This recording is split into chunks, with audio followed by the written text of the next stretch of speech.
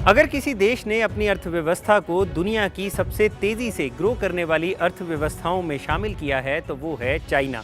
13.6 trillion dollar की economy के साथ चाइना दुनिया की दूसरी सबसे बड़ी अर्थव्यवस्था है। लेकिन चाइना की ग्रोथ का ये पहिया थोड़ा धीमे होते नजर आ रहा है।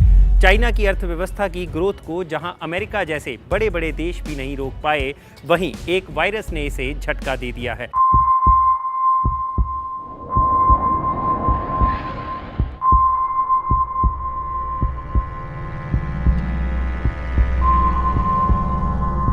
इस वायरस का असर जहां चाइना के आम लोगों की जिंदगी पर देखने को मिल रहा है, वहीं चाइना की अर्थव्यवस्था पर भी इसका काफी गहरा असर देखने को मिल रहा है। नमस्कार, मैं हूं भूपेंद्र सोनी और आज किस्सा आज तक पर मैं आपको बताऊंगा कि कोरोना वायरस का असर आखिर चाइना की इकोनॉमी और ग्लोबल इकोनॉमी पर क्या पड़ रहा है और साथ ही भारत की इकोनॉमी के लिए इसके क्या मायने हैं। सबसे पहले बात करते हैं चाइना की। चाइना की अर्थव्यवस्था सबसे ज़्यादा निर्भर करती है मैन्युफैक्चरिंग पर, फिर चाहे वो कार हो, मोबाइल हो, कंज्यूमर गुड्स हो या फिर कुछ और।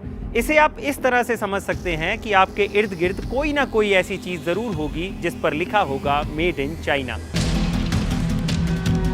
मैन्युफैक्चरिंग के बाद इन चीज़ों को दूसरे देशों में एक्सपोर्ट किया जाता है, यानी अगर ये मैन्युफैक्चरिंग रुकती है तो एक्सपोर्ट में भी कमी आएगी और उन देशों में भी नुकसान होगा जहां पर ये चीज़ें बेची जाती हैं। कोरोना वायरस की वजह से चाइना में ज़्यादातर इंडस्ट्रीज बंद कर दी गई हैं। कार बनाने वाली कंपनियों ने अपने प्लांट बंद कर दिए हैं, मोबाइल की प्रोडक्शन भी रुक चुकी है और चाइना में एयरपोर्ट खाली हो चुके हैं।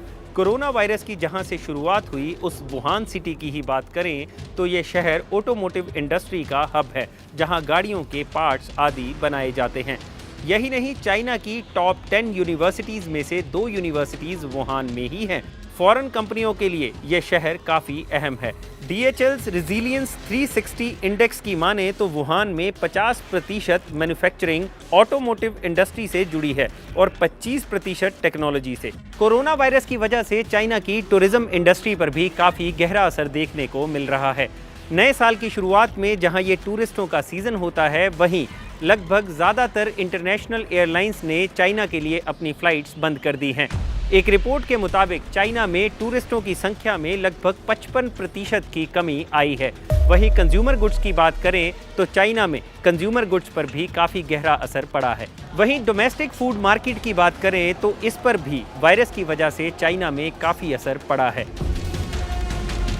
अब बात करते हैं चाइना के GDP ग्रोथ रेट की। बीजिंग के आंकड़ों के मुताबिक साल 2019 में चाइना का GDP ग्रोथ रेट 6% रहा था और अमेरिका के साथ पिछले साल ट्रेड वॉर के बाद इसके अब और बेहतर होने की उम्मीद थी, लेकिन कोरोना वायरस के बाद GDP ग्रोथ रेट 5% रहने की उम्मीद की जा रही है। ग्लोबल कंपनियों की बात करें तो कई ऐसी कंपनियां हैं जो चाइना से सप्लाई पर निर्भर करती हैं। एप्पल को ही लें तो एप्पल के 800 ग्लोबल सप्लायर्स हैं, जिनमें से 290 सप्लायर्स चाइना में ही हैं। दुनिया में बनने वाले टीवीज़ में से 9% टीवीज़ चाइना में ही बनते हैं। यूरोप और अमेरिका में कार मैन्युफैक्चरिंग इंडस्ट्रीज पहले ही शॉर्टेज होने की बात कह रही हैं। वहीं हुंडई की बात करें तो इस कंपनी ने चाइना से आने वाले स्पेयर पार्ट्स की कमी के चलते साउथ कोरिया में अपनी प्रोडक्शन बंद कर दी है। यही नहीं, अमेरिका की सबसे बड़ी कार कंपनी जनरल मोटर्स ने भी आंशिक तौर पर प्रोडक्शन बंद कर दी है। जापान की बात करें तो चाइना जापान की मशीनरी, कार, ट्रक और टेक्नोलॉजी का काफ़ी बड़ा खरीदार रहा है।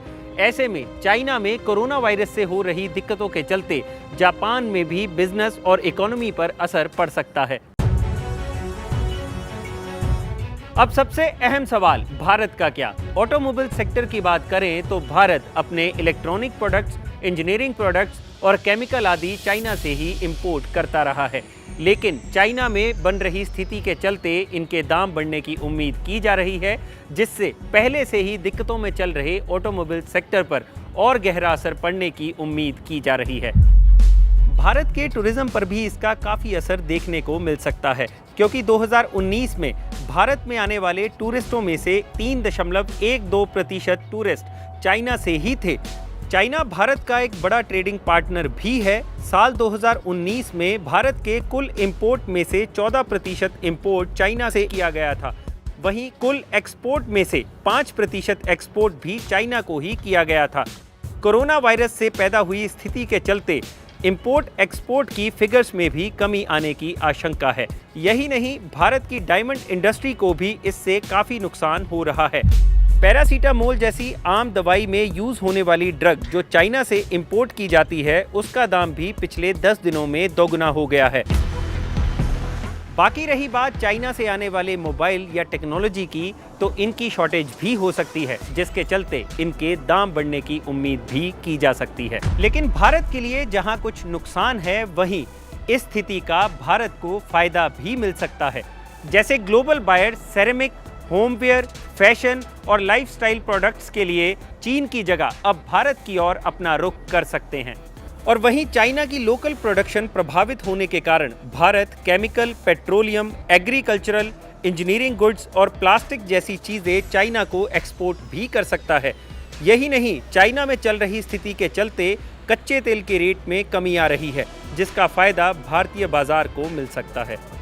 अगर आपको ये किस्सा पसंद आया हो तो इसे लाइक, कमेंट और शेयर करना मत भूलिएगा। और जानकारी से भरे ऐसे ही और वीडियोस देखने के लिए आप YouTube पर सर्च कर सकते हैं हमारा शो किस्सा आज तक।